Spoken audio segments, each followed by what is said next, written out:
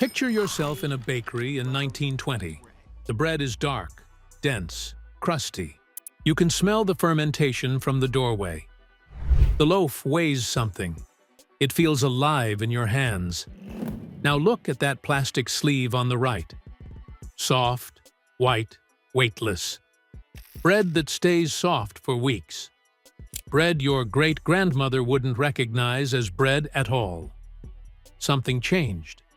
It happened fast, driven by one war, one invention, and a hidden design baked into every slice that made Americans sicker while making corporations richer. And almost nobody noticed it happening. In 1830, most Americans ate bread that would feel foreign today. Coarse rye, dense brown loaves mixed from whatever grain grew locally. Flour milled on stone wheels that crushed the whole kernel, bran and germ and all, into something rough and dark and alive with nutrients. The bread was heavy. It went stale fast, sometimes within a day.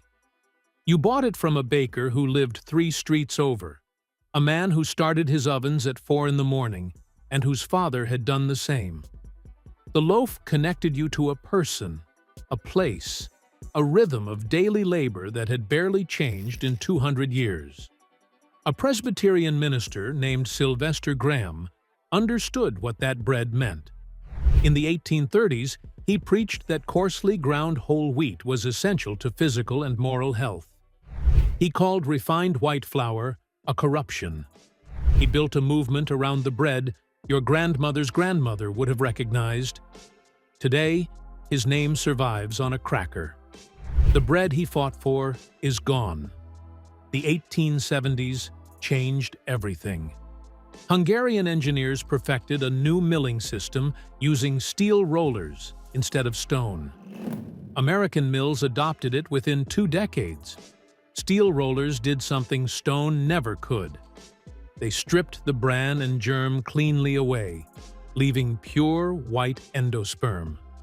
The wheat germ oil, the part that spoiled quickly, disappeared.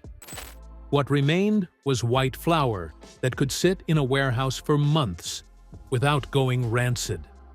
For the first time in history, white flour became cheaper than brown. The technology that made bread last longer also hollowed it out. By 1900, the shift was irreversible. In 1921, the Taggart Baking Company of Indianapolis launched a product called Wonder Bread. The name came from a local contest. The bread came from a factory. 4 years later, Continental Baking Company bought Taggart and turned Wonder Bread into something America had never seen before: a nationally advertised, factory-produced loaf sold on promises of purity and modernity. The advertising budget alone dwarfed what any neighborhood baker could imagine. Then came 1928. A man named Otto Rohwedder had spent 16 years perfecting a commercial bread-slicing machine. On July 7th of that year, the Chillicothe Baking Company in Chillicothe, Missouri, sold the first pre-sliced loaves in American history. Within 5 years, 80% of commercially sold bread was pre-sliced. The phrase, "as great as sliced bread," entered the language. Consumers loved it. What almost nobody understood was that the slicing machine had just decided what American bread could be. Crusty loaves crumble when mechanical blades cut through them. Dense, artisanal bread falls apart. The machine could only handle soft, uniform, thin-crusted loaves. The technology selected for texture. Every bread that didn't fit the machine disappeared from the mass market. The shift to soft, white, sliced bread was sold as progress. Cleaner, more modern. A break from the dark, heavy loaves of immigrant neighborhoods and old-world bakeries. That framing was deliberate. Wonder Bread advertisements in the 1930s and 40s emphasized lightness, airiness, and whiteness as virtues. The message was clear. Dense bread belongs to the past. Soft bread belongs to the future. Millions of American families believed it. What the advertisements never mentioned was what had been removed. The bran that fed gut bacteria, the germ that carried vitamins, the slow fermentation that broke down proteins and made nutrients absorbable. The bread wasn't just lighter, it was emptier. And the emptiness was designed to look like purity.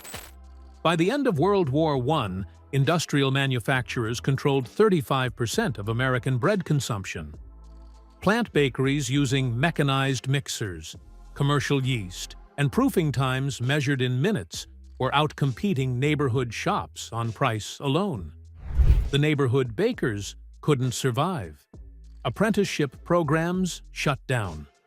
Families that had passed recipes through 3 generations closed their doors. No single baker's name survives from this era's losing side. The craft vanished without a face. Then came 1941.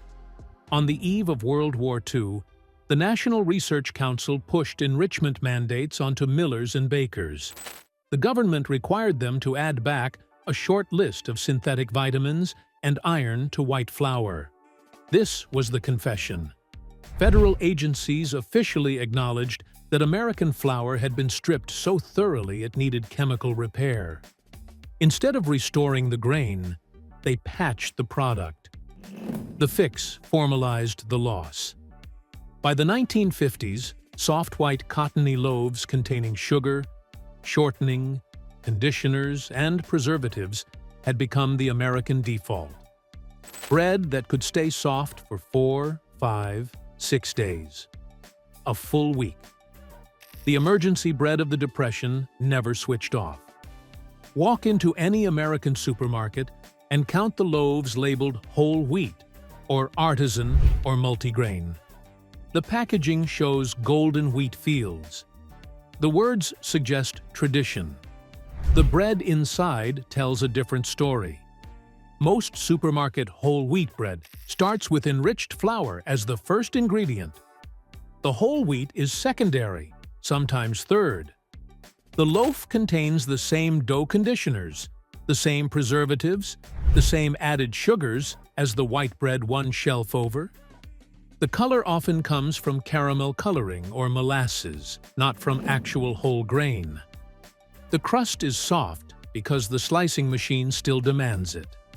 The shelf life is measured in weeks because the distribution system requires it. The weight is light because American consumers learned 80 years ago that light means modern. Even the bread sold at bakery counters inside grocery stores is rarely baked on site. Most arrives frozen or par-baked from regional plants, finished in convection ovens designed to produce the smell of fresh bread without the labor of making it. The artisan loaves with the flour-dusted crusts often contain the same ingredient list as the plastic-wrapped sandwich bread. The appearance of craft has become a marketing category. Go to any supermarket right now and read the ingredient list on a loaf that costs $4 and claims to be traditional. You will find potassium bromate or azotic carbonamide or calcium propionate. You will find sugar listed 3 different ways. The bread your great-grandmother made had 4 ingredients. The bread wearing her memory as a costume has 23. We did not lose real bread because Americans forgot how to bake. We lost it because a milling technology in the 1870s made shelf life more valuable than nutrition. Because a slicing machine in 1928 made softness mandatory. Because an enrichment program in 1941 admitted the bread was dead and chose the cheaper resurrection. The old bread is still possible. Small bakeries in every American city prove it every morning. Stone-ground flour still exists. Slow fermentation still works.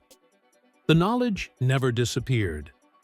The question is whether convenience has become so normal that we have forgotten what we traded away to get it. If this kind of story interests you, there is a video right here about what really happened to American milk and why the carton in your refrigerator would be illegal in most of Europe.